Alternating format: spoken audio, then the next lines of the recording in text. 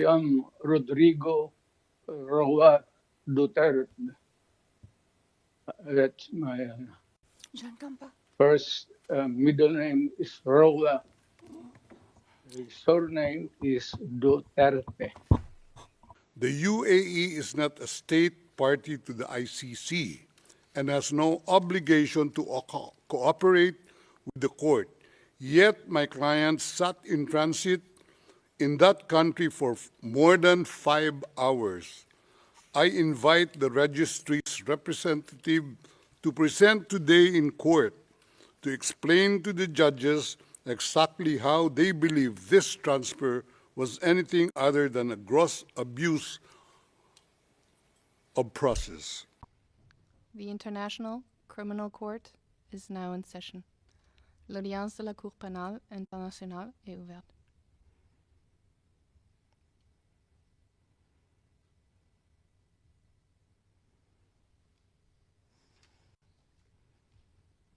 Please be seated. Veuillez vous asseoir.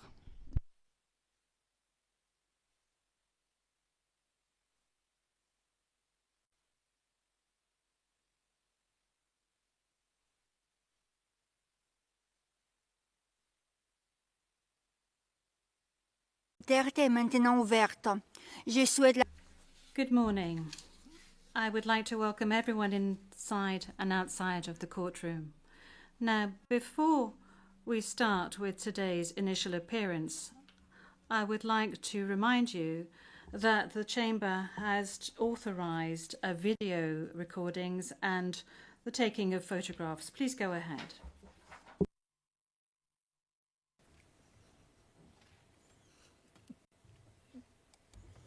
Je vous remercie. Vous avez une... Thank you. You have 1 minute to take photographs and record videos.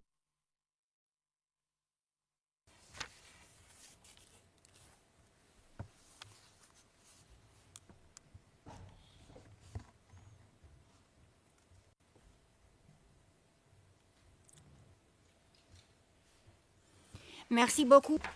Thank you very much. Court officer, please, could you please call the case? Thank you, Madam President.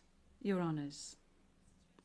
The situation in the Republic of the Philippines case, the prosecutor versus Mr. Rodrigo Roa Duterte, case number ICC 0121 0125. And we are in open session. Merci beaucoup. Thank you very much. I will now ask the parties to introduce themselves, starting with the Office of the Prosecutor. Please pause before speaking and speak slowly to allow the interpreters to interpret appropriately. May I ask you to introduce yourself and to confirm whether the list of your staff that I received prior to the hearing is correct, Mr. Prosecutor? President, Your Honours, good morning. The list is correct. Once again, Deputy Prosecutor Manjay Niang to my left, trial lawyer Edward Jeremy behind us, trial lawyer Robin Croft, international cooperation advisor Chantel Daniels, and our very able case manager Grace Go. I'm Karim Khan, the prosecutor. Merci beaucoup. Thank you very much. I now turn to the counsel for the defence of Mr. Duterte. As everyone can see, Mr. Duterte is present and is attending the hearing via video link. As Mr. Duterte made a long journey involving a considerable time difference, the Chamber authorised Mr. Duterte to follow the hearing at a distance. His counsel, however, is present with us in the courtroom. Thank you, counsel. Please introduce yourself. Good afternoon, Your Honours. I am Salvador C. Medjaldea, counsel for Rodrigo Roa Duterte. Merci beaucoup. Thank you very much. Thank you very much, counsel. I will now introduce the chamber. By my side, we have the Judge Maria Judge Rain Adelaide Sophie Alapine Gansu, the Vice President of the Court, and Judge Maria del Socorres Flores Liera. I am the presiding judge of the Pretrial Chamber 1 of the Court, and my name is Julia Antoinella Mortok. Now, I would like to speak to you, Mr. Duterte. I'm speaking French, but you are receiving interpretation of what I'm saying in English. I understand that you are at ease in the English language and that the interview yesterday at the detention center was conducted in English and that you did not deem it necessary to request interpretation into any other language during this interview. This said, I would like firstly to confirm your identity. Could you provide us with your full names, please? I am Rodrigo Roa Duterte. That's my J'entends pas. first middle name is Roa. The surname is Duterte.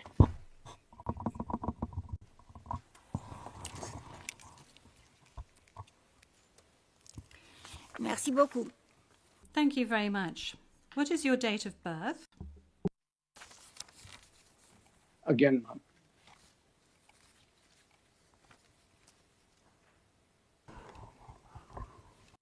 Can we request that the question be repeated? I don't think he heard it. Thank you. Repetition from the English booth. What is your date of birth? Yes, thank you very much, Counsel. I was asking quite simply of Mr. Duterte what his full names were, and then I subsequently asked him what his date of birth was and what his place of birth is. Is that all right, Counsel? Yep. Of course, I give. My birth month day is March 28, 1945. I was born in the province of Leyte in the Philippines.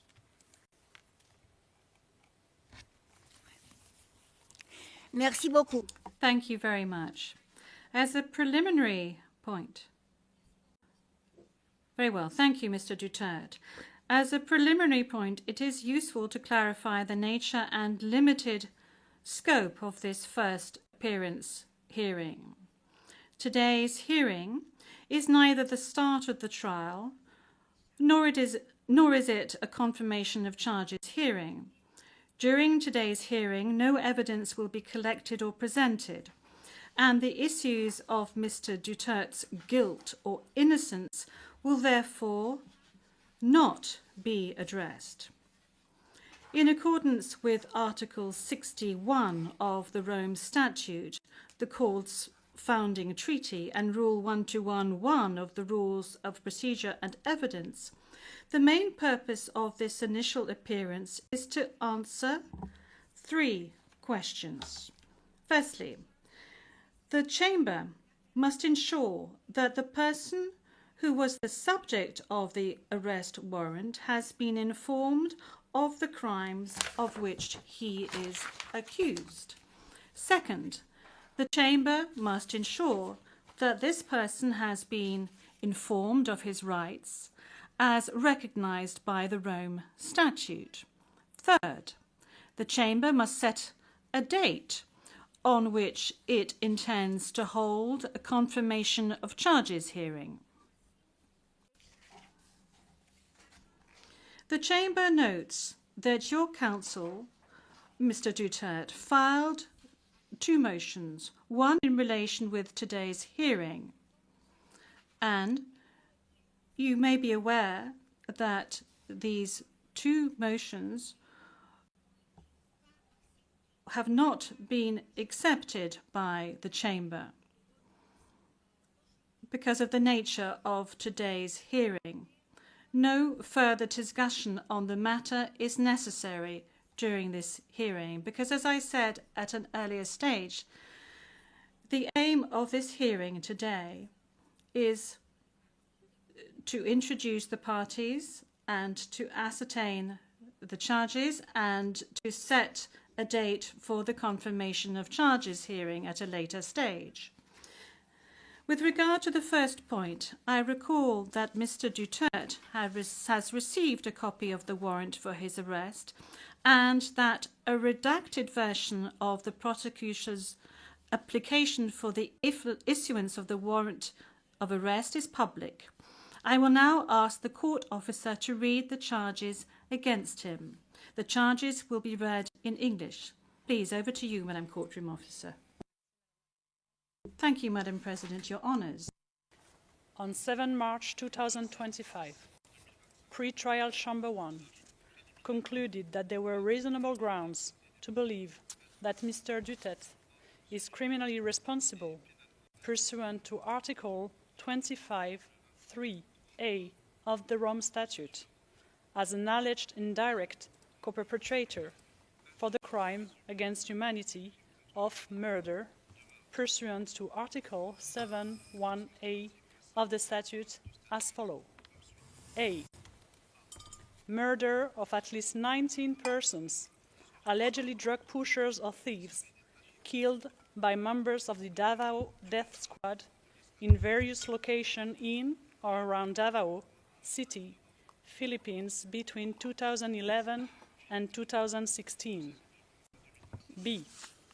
Murder of at least 24 persons, allegedly criminals, such as drug pushers or thieves or drug users, killed by or under the supervision of members of the Philippines law enforcement, sometimes with the assistance of persons who were not part of the police, at various locations in the Philippines between 2016 and 2019. Merci beaucoup, Madame la... Thank you, Madam Courtroom Officer. Mr. Duterte, I'm not going to ask you to stand up because I know your condition, so I'm going to allow you to remain seated. You have just heard the reading of the charges, which are in accordance with the content of the arrest warrant you received. This means that you have been informed of the crimes of which you are accused. And this concludes the examination of the first point mentioned above. I will now turn to the second point, which concerns your rights as a suspect before this court. I will summarize some of these rights, which are of particular importance at this stage of the proceedings. Those rights are as follows.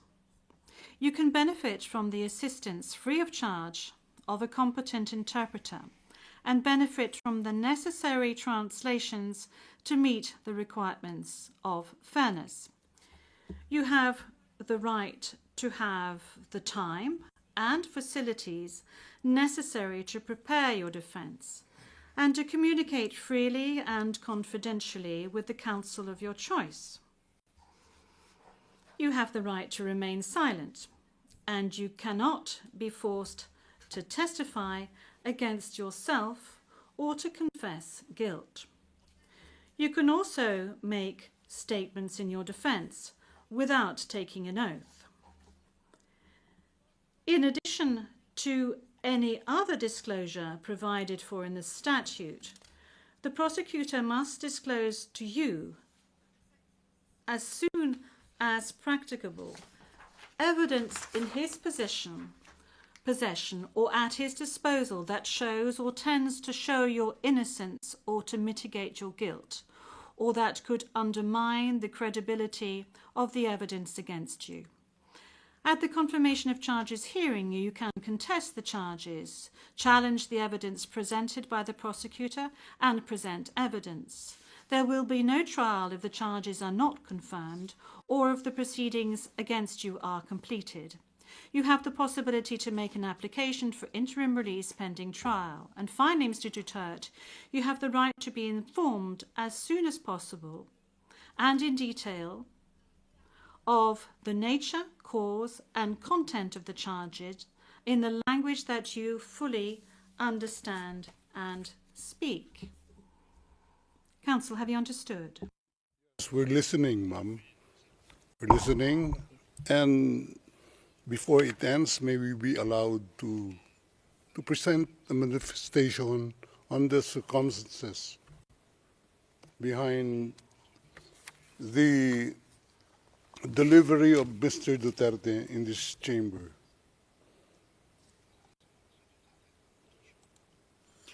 Oui, Maître, je dois d'abord demander Yes, Counsel. This is as part of the procedure.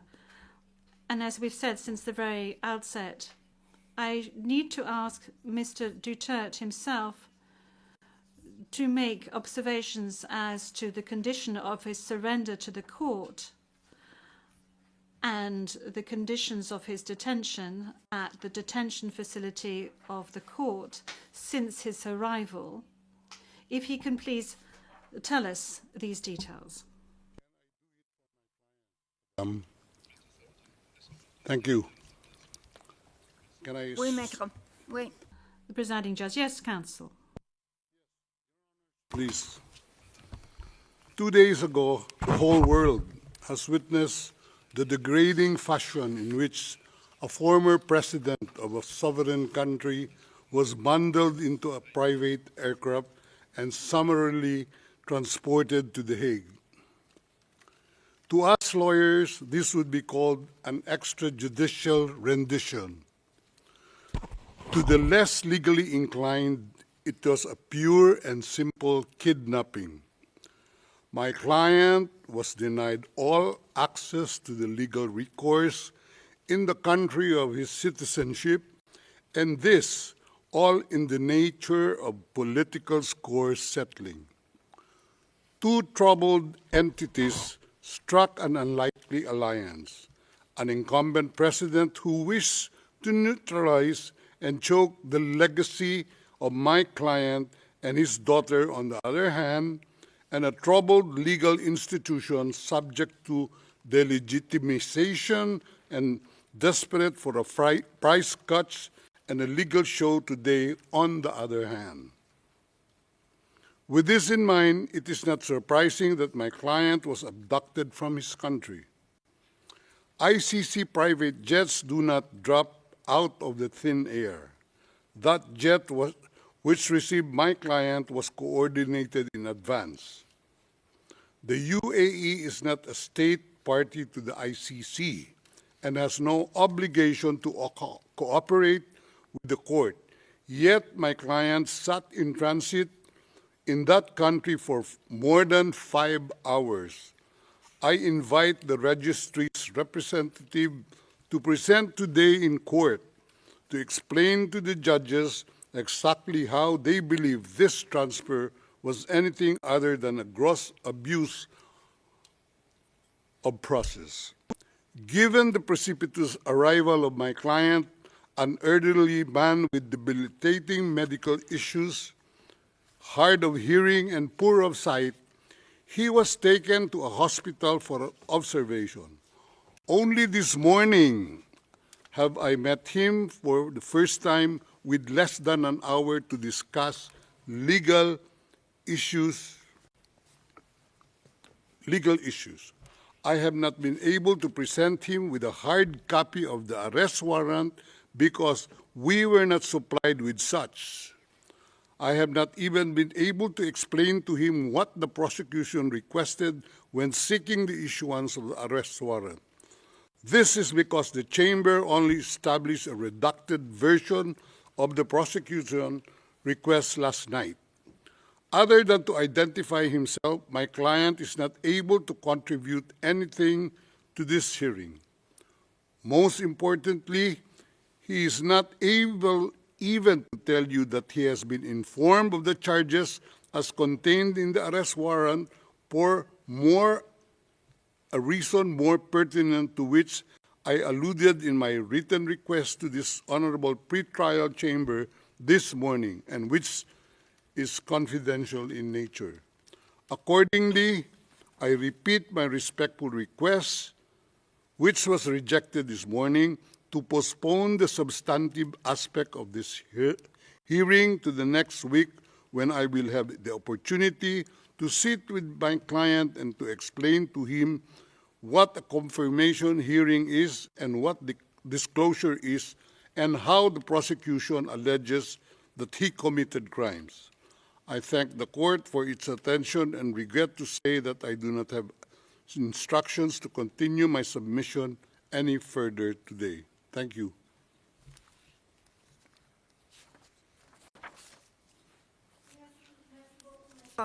D'abord, concernant Thank you, Counsel. Now, with regard to the health issues of Mr. Duterte, I believe that the court has taken specific measures with regard to his health situation, and I note that subsequent to his arrest and when he arrived at the detention centre, the court's doctor was of the opinion that you were fully mentally aware and fit, and that you have undergone further checks and tests at the detention facility.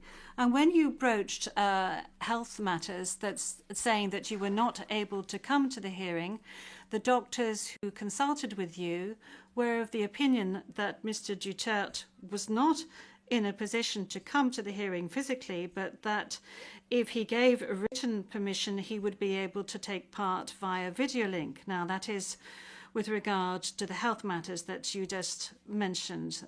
They are very important, especially concerning the matter of age. Now, with regard to the rights of Mr. Duterte, we have before us the registrar's or the registry's report that says that Mr. Duterte has been informed of his rights, including Articles 66 and 67 of the Rome Statute, and that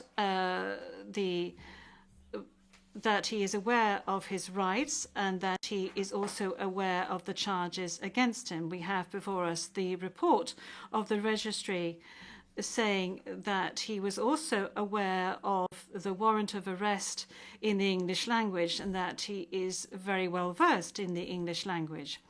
Once again, you have the possibility of these charges being read in English, which was the case today. I have read to you in the French language the rights that he has, Mr. Duterte, before this court, and I'd like to specify once again that this is an initial hearing in order for Mr. Duterte to be aware of his rights and the charges against him. And then there will be a full procedure that will unfurl leading up to the confirmation of charges that will enable Mr. Duterte to raise all the matters that you have just raised with regard to the warrant of arrest, with regard to the crimes committed, with regards to the charges, and any other matters associated with his arrest, and the matters of jurisdiction of the court. You have the opportunity to do this throughout these proceedings leading up to the actual confirmation of charges hearing. Now, counsel, with regard to your request for another hearing to be held next week, well, your initial request, that was, this was not accepted by the court. Now, you have seen the two decisions of the court that have been disclosed to you, and you are aware of the fact that these two decisions were refused. And this is by dint of the fact that this first initial appearance hearing does not need much preparation, as I have said to you on a number of occasions. I am now going to move on to the third stage, which is to set the date for the confirmation of charges hearing. After assessing all factors, including the need for the parties and participants to adequately prepare, as well as Mr. Duterte's rights, including his right to be tried within a reasonable time, the date for the commencement of the confirmation of charges hearing is September the 23rd, 2025. I would add that in accordance with Rule 1217 of the Rules of Procedure and Evidence, this date may be postponed by the Chamber depending on the progress of the proceedings, either on its own motion or at the request of the prosecutor or the defence. Before concluding this hearing, I would like to inform the parties of the next procedural steps. First, I would like to recall that in accordance with Rule 1212B of the Rules of Procedure and Evidence, the Chamber holds status conferences to ensure a small exchange of information under satisfactory conditions. These conferences are organised either ex officio or at the request of the prosecutor or the defence. Secondly, a set of decisions will be taken in a timely manner to ensure that the proceedings progress smoothly and expeditiously. More specifically, I am referring in particular to a decision on the arrangements and procedure for the disclosure of evidence, and a decision setting a timetable for the disclosure of evidence in such a way as to ensure orderly and efficient disclosure between the parties. In this regard, the Chamber orders the prosecutor to begin disclosing today the information on the basis of which the warrant of arrest was issued, and to complete this disclosure no later than within the next 7 days. The Chamber will also issue a decision on the participation of the victims who, according to the statute of the court and to the extent permitted by the Chamber, are authorised to present their views and concerns at this stage of the proceedings. We have come to the end of Mr. Duterte's first appearance hearing. I would like to thank all the participants in this hearing, the interpreters and the stenographers. This concludes today's hearing.